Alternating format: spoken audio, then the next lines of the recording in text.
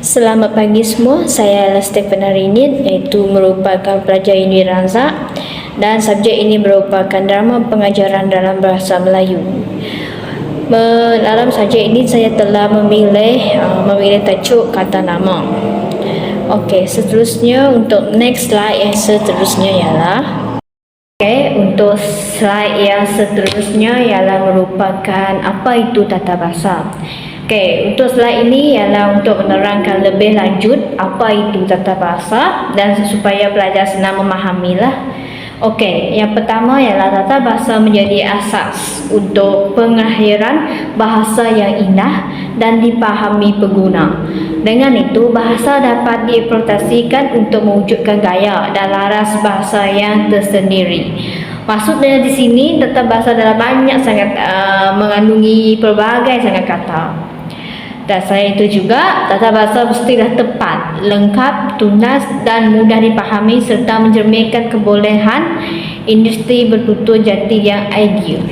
Itulah merupakan maksudnya satu tata bahasa. Untuk slide yang seterusnya, seperti yang dikatakan saya tadi, saya telah memilih kata nama. Kita mesti tahu apa itu kata nama untuk kita lebih memahami lagi. Dalam slide ini menunjukkan kata nama ialah perkataan yang menamakan orang, haiwan, benda, tempat ataupun konsep. Dalam kata nama ini pula terdapat ada 3, iaitu yang pertama adalah kata nama khas, kata nama am, kata ganti nama. Untuk slide seterusnya, ini adalah slide merupakan maksud kata nama am. Dalam slide ini dalam mengatakan kata nama am ialah perkataan yang merujuk pada benda-benda ataupun perkara-perkara yang umum sifatnya. Menurut tata bahasa Dewan Edisi Baru, kata nama am dapat dibahagikan kepada 2 jenis, iaitu kata nama am abstrak, kata nama am konkret, dan dia juga merujuk kepada benda ataupun perkara yang bersifat umum dan dieja dengan huruf yang kecil. Maksudnya di sini, kata nama am ni tidak boleh menggunakan huruf yang besar. Dari permulaan ayatnya, dia mesti menggunakan huruf yang kecil. Untuk next slide seterusnya, ini adalah merupakan contoh bagi kata nama am. Contohnya merujuk kepada orang ataupun manusia. Dia menggunakan huruf yang kecil, contohnya ayah, perempuan, kerani, polis, guru, doktor dan askar. Bagi binatang pula, kata nama am ini merujuk kepada ayam, gajah, kerbau, anjing dan sebagainya. Bagi buah-buahan pula ialah betik, rumput dan segalanya lah.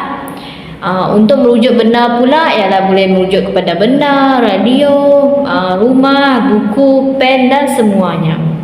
Bagi pejabat pula, dia merujuk kepada tempat, iaitu pulau, sekolah, kampung, bandar, negeri.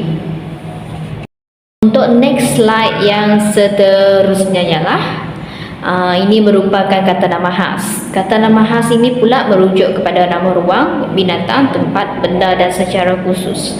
Menurut tata bahasa Dewan Edisi Terbaru, kata nama khas ni ialah kata nama yang merujuk nama sesuatu benda yang khusus dan ejaannya dipangkalkan dengan huruf besar. Maksudnya di sini ejaan dia mesti menggunakan huruf besar sebab dia merupakan kata nama khas.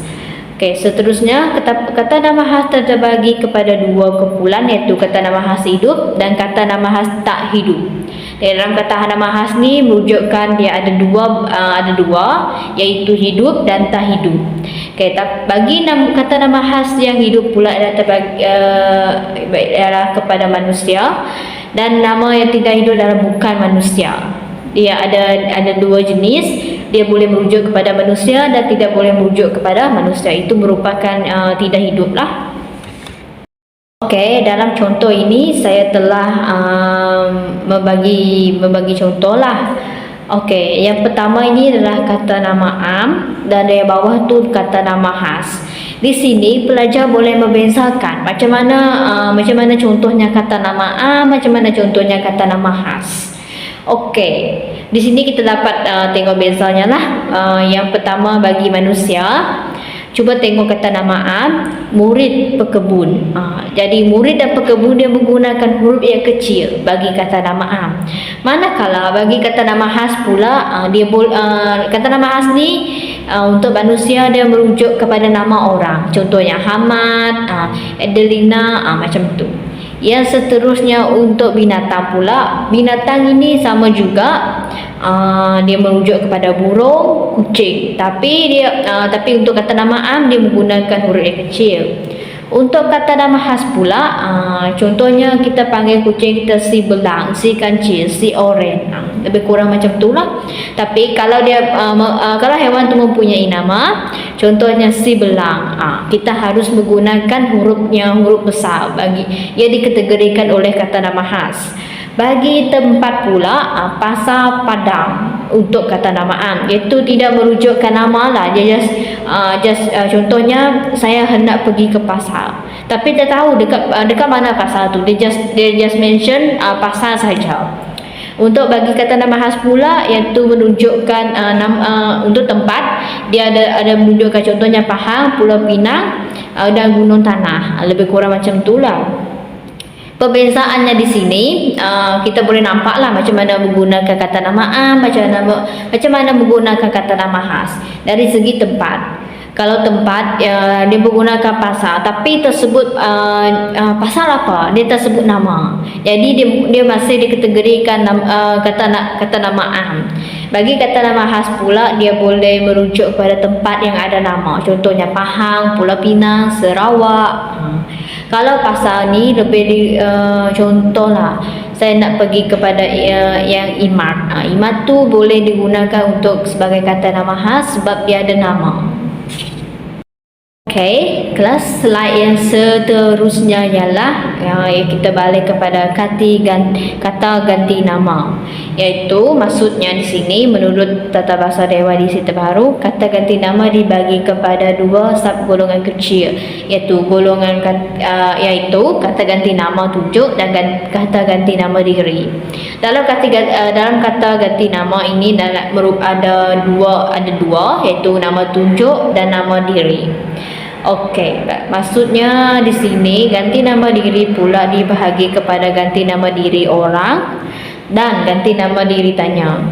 Okey, dalam kata ganti nama diri ini dia ada dua juga, iaitu nama diri orang dan nama diri tanya.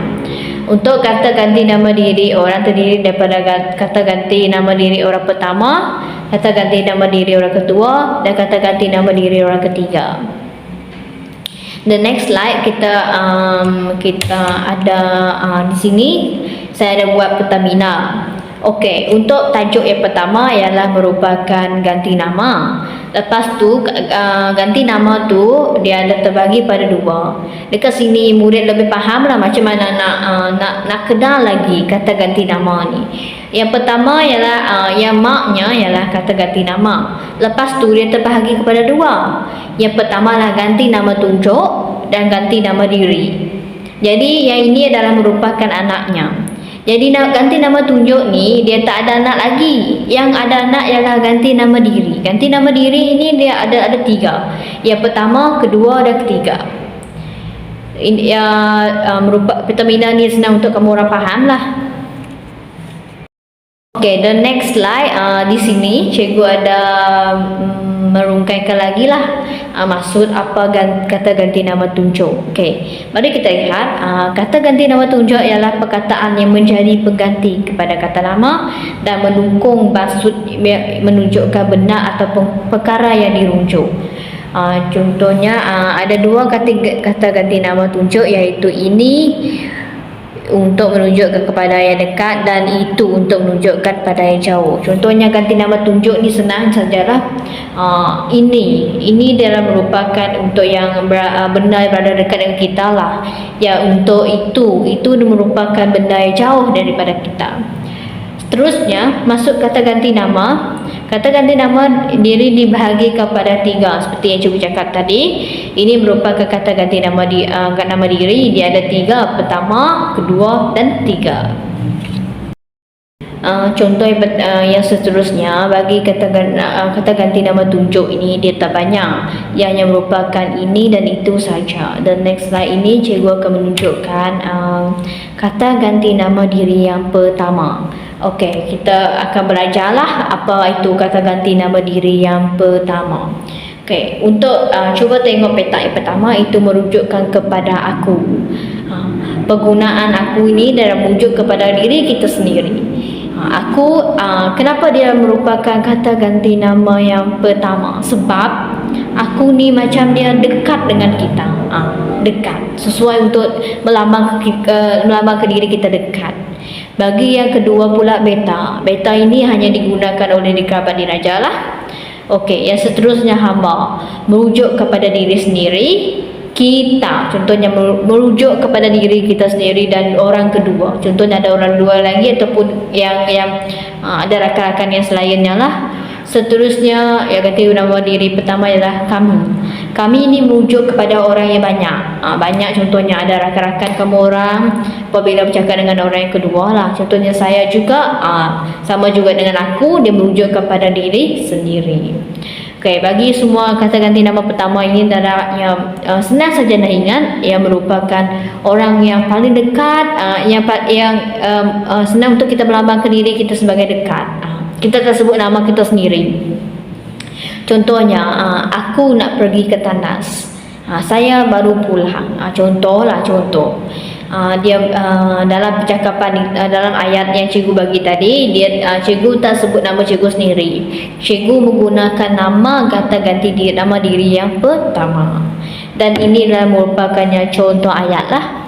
Senang untuk kamu orang tengok lah nanti. Okay, the next slide adalah kata ganti nama diri yang kedua. Yang kedua ini adalah merupakan contohnya, mari kita tengok. Yang pertama contohnya ialah anda, merujuk diri orang yang kedua. Contohnya cikgu bercakap dengan kamu orang saja, itu pun satu student, yang itu merupakan anda lah. Cikgu gelarkannya sebagai anda. Yang kedua pula awak, merujuk diri orang yang kedua juga, sama saja. Engkau, kamu, semua ni merujuk kepada orang yang kedua. Orang kedua ni macam kita bercakap dengan dia. Contohnya, awak, anda, engkau, kamu nak pergi mana? Maksud tu semuanya sama, dan penggunaan dia juga sama, yang merujuk kepada orang yang kedua. Contohnya merujuk orang kita ni sebagai pertama, kita nak cakap dengan dia, kita gelarkan dia sebagai kata ganti diri yang kedua lah. Dan ini merupakan contoh ayatnya. Okay, the next slide ialah kata ganti nama diri yang ketiga. Yang ketiga ini adalah macam beliau, baginda, dia, mereka. Contohnya, untuk beliau ini dah digunakan untuk merujuk yang dihormati lah. Contohnya, beliau sudah menaik pangkat. Baginda ni hanya untuk kerabat diraja saja. Dia, contohnya, cikgu merupakan orang yang pertama, dan kawan cikgu, cikgu bagi nama dia A lah, A. Lepas tu B tu adalah kita mewujudkan dia sebagai kata ganti nama diri yang ketiga. Sebab dia, senang, dia datang lewat ke pejabat. Contoh, mereka ni, contohnya lah situasi kamu di sini dan ada rakan-rakan kamu di sebelah sana, kamu akan gelar dia sebagai mereka. Jadi itulah menunjukkan kata ganti nama diri yang ketiga. Okey kelas, itu saja untuk pembelajaran hari ini. Lepas ni cikgu akan bagi tugasan dan kamu akan buat, dan cikgu juga akan mengambil kehadiran. Terima kasih.